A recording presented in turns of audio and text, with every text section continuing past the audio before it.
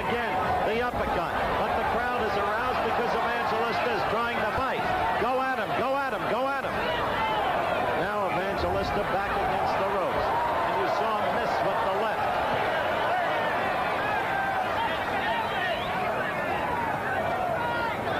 Holmes is very purposeful, methodical. Any questions about Evangelista's physical fitness before the fight should be put to rest here and now. The man certainly appears to be. And in that last wild flurry where he sought to get inside and do damage, he certainly showed vigor and strength, energy.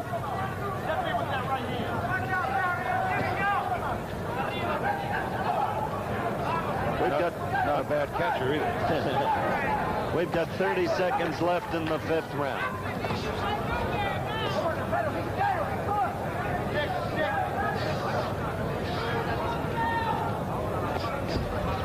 Remember, Holmes, though he has 19 KOs, is not per se a knockout puncher. It takes rounds of accumulated punishment rendered unto the opponent for Larry to score a knockout or a TKO. We're coming to the end of the 5th round. The bell for the 6th round. Between rounds this time, they repaired a cut under Evangelista's left eye. Under, not over, so a flow of blood will not be a problem. But that left cheek is all puffed up. And we've already told you the right eye is puffed too. That's accumulative punishment that I talked about in the 5th round. See that eye? The left eye? See the redness in the cut under it? All right, put it in there. Right to the body, man. Right to the body. When Evangelista swings and misses wildly like that, and then tries to barrel in, that's when Holmes inevitably goes to the uppercut. And he has used the uppercut at least 5 times tonight, every time effective. Don't let it get off. Two punches. Feet first, feet first. Once again in this round, Holmes is fighting flat-footedly. Only in the 4th round did he show the movement that he has shown against Norton and Shavers. We've explained why he doesn't even feel the need in this fight. He is using Evangelista as a sparring partner. Nothing more, nothing less.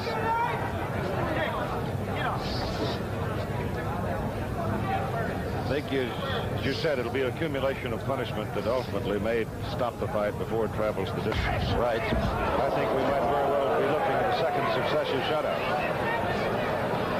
It certainly is a shutout thus far.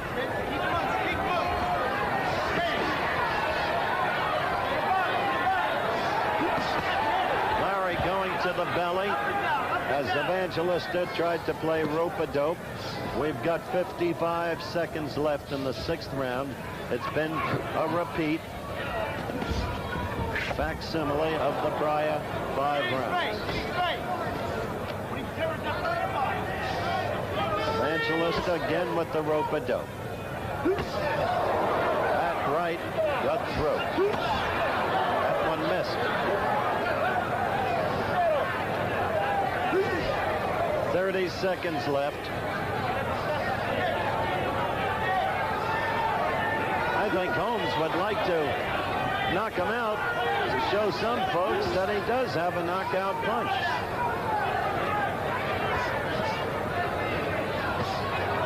Evangelista putting on thus far and absolutely nothing showing as we approach the end of the round. Action, the start of the 7th round. I use the word action advisedly, measuredly, because Evangelista has given us none of it. Holmes is now on his toes and for the 2nd time in the fight has changed his tactics, showing movement. Holmes has been, as you've seen, scoring simply at will. An evening's workout. I'd like to alert our local stations along the line that at the end of this round, we will take a station break.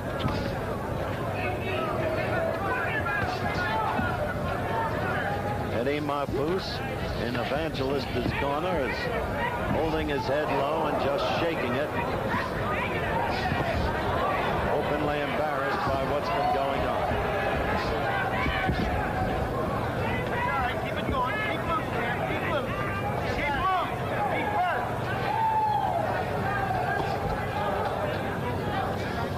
first. Puffiness grows under each Evangelista eye.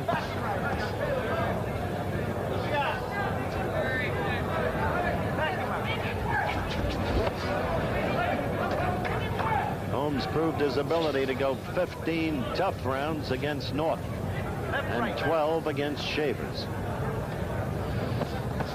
So going 15 should be no problem for him, especially at this kind of pace, which he's setting at his own women fancy.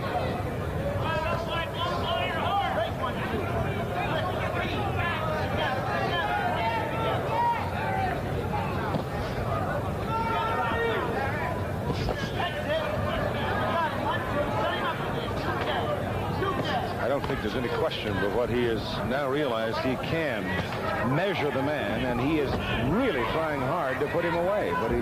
Well, I think Larry got it right there. That should be the start of something big. Oh, he's out. It's over. Right. Flashing right, and look at Evangelista. So it happened in the 7th round. I don't have the official time yet. Just as we were saying, Holmes wanted to prove that he could hit. It happened at 2 minutes and 14 seconds of the 7th round. And so Larry Holmes, in a doleful fight based upon the total ineptitude of Evangelista, remains the WBC heavyweight champion. But Larry did what he wanted to do. He knocked the opponent out. Now we'll try and get Larry Holmes over here. All right, let's look at that knockout again.